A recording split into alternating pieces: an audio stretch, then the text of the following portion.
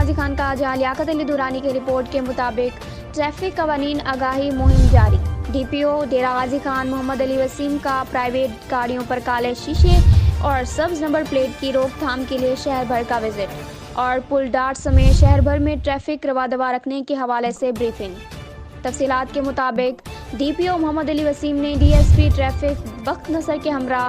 شہر بھر کا وزٹ کیا۔ دوران وزٹ ڈی پی او محمد علی وسیم نے کہا کہ کالے شیشے اور پرائیویٹ گاڑیوں پر سبز نمبر پلیٹ لگانے والوں کے خلاف ضلع بھر میں خصوصی مہم جاری ہے اور خلاف ورزی کرنے والوں کو چالان کرتے ہوئے جرمانہ عائد کیا جائے گا، جبکہ شہر بھر میں ٹریفک اہلکاران ٹریفک کو رواں رکھنے میں اپنا بھرپور کردار ادا کریں اور خاص طور پر پل ڈاٹ پر ٹریفک پرابلم نہ ہو۔